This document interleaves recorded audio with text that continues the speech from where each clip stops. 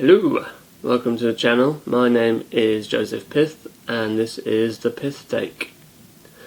So I guess the news cycle has pretty much moved on after all of a week, but I just wanted to make a comment on sort of the importance of the use of language, particularly politically, particularly when you're trying to sell a certain line or avoid another. So when I heard the news of the Manchester synagogue attack, after the initial shock of it, I think I heard news saying that Keir Starmer was returning to the UK, and I said to my wife,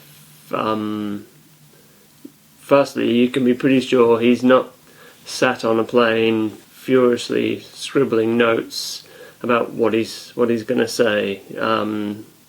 Someone else, somewhere else, is doing that on his behalf.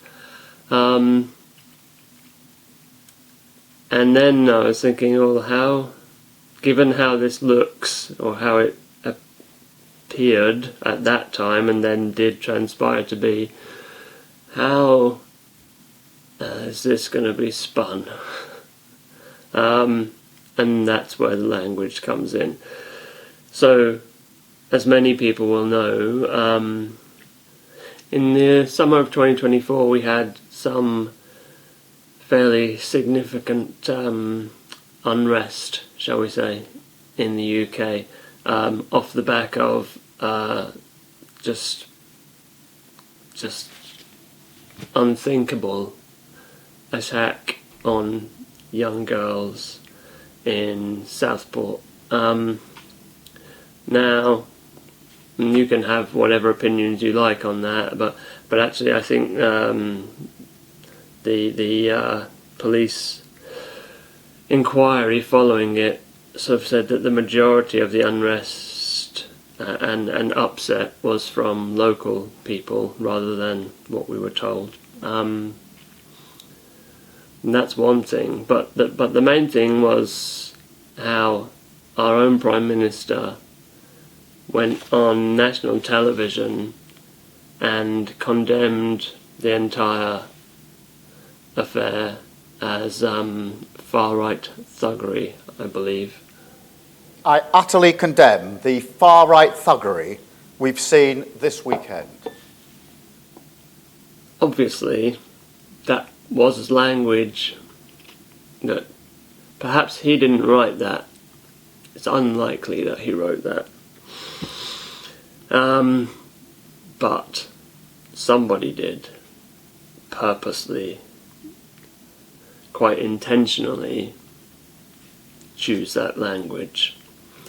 And likewise with Keir Starmer's announcement following the attack in Manchester,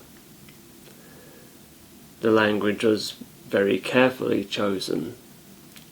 No shadow of a doubt he didn't write it or choose it, but somebody did,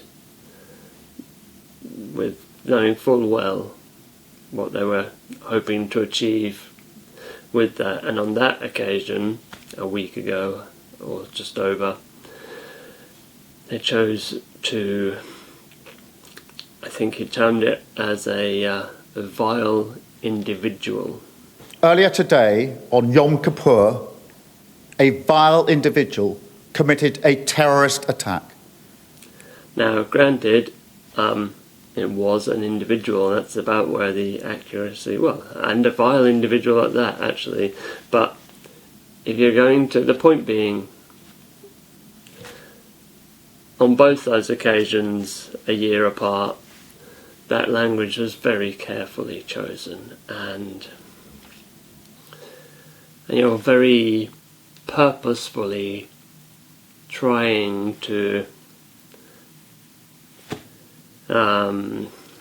set a narrative for use of a overused term. Now, obviously, I'm not that many people picked up on this. It wasn't exactly hidden, and so you have to speculate why call out one group, which, as it transpires, was not accurate, but not another that inspired the most recent attack. I'm sure Sir Keir and those in the shadows behind him would loved it to have been a far-right suspect, and as it transpires it wasn't, and so they had to do the best they could with that. Point being, there's an attempt to sell us anything other than what's actually going on, and I think we all know that.